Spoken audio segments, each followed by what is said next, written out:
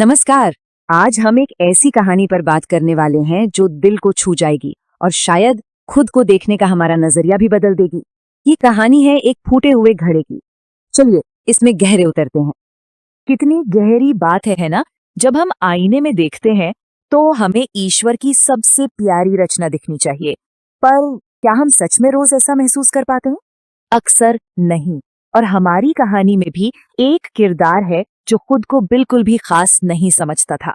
तो हमारा पहला सेक्शन है अपूर्णता में सुंदरता, मतलब ब्यूटी इन इम्परफेक्शन। ये एक बड़ा सवाल है कि जिन्हें हम अपनी कमियां समझते हैं, क्या वो वाकई कमियां है या फिर उनमें कोई राज छिपा है?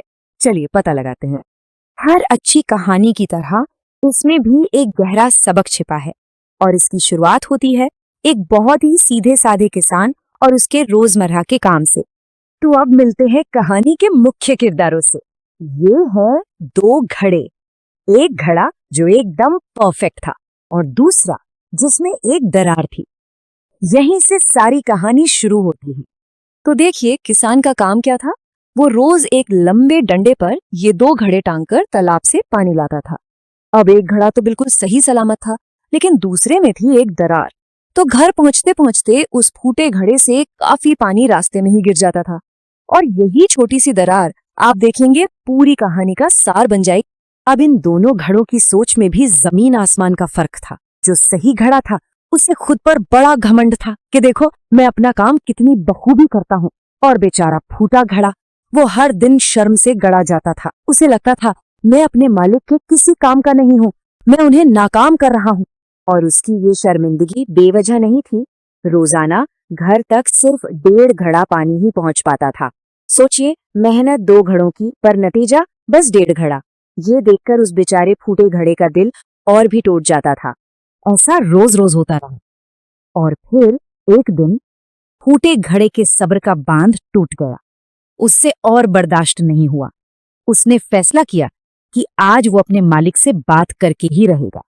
और वो बहुत ही दुखी मन से किसान के पास गया और बोला, मालिक अब आप मुझे छोड़ दीजिए, मैं आपके किसी काम का नहीं रहा। मेरी इस दरार की वजह से आपकी आधी मेहनत बेकार चली जाती है।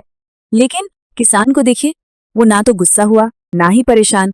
वो बस हल्के से मुस्कुराया और बोला, अरे नहीं, ऐसी कोई बात नहीं है। एक काम करना, कल जब हम तालाब से लौट रहे हों तो तुम बस रास्ते के अपनी तरफ ध्यान से देखना।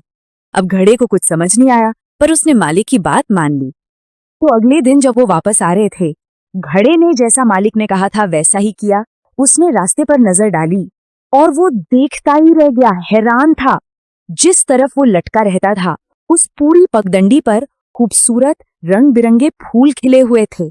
सूरज की धूप में वो ऐसे चमक रहे थे कि एक पल के लिए तो वो अपना सारा दुख दर्द ही भूल गया। और तब किसान ने वो राज खोला जिसने सब कुछ बदल कर रख दिया।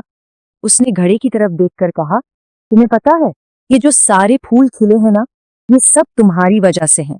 सोचिए, बस इस एक लाइन ने उस घड़े की सबसे बड़ी कमी को उसकी सबसे बड़ी खूबी बना दिया।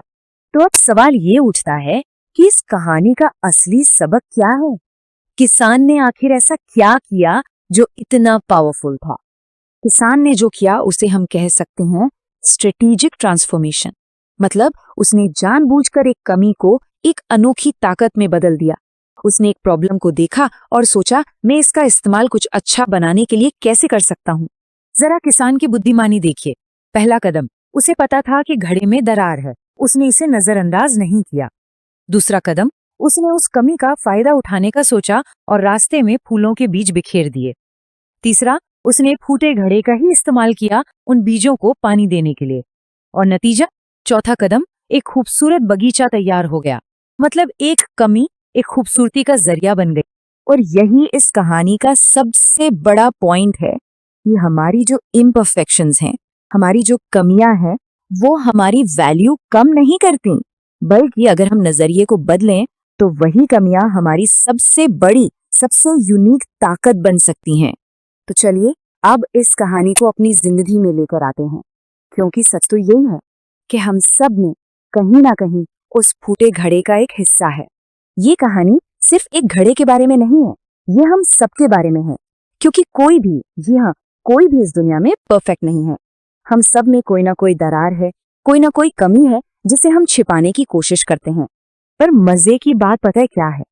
अगर हम अपनी उन दरारों को, अपनी कमियों को पहचाने और किसान की तरह उन्हें अपनी ताकत बना लें, तो हमारी कीमत उस सही सलामत परफेक्ट घड़े से भी कहीं ज्यादा हो सकती है।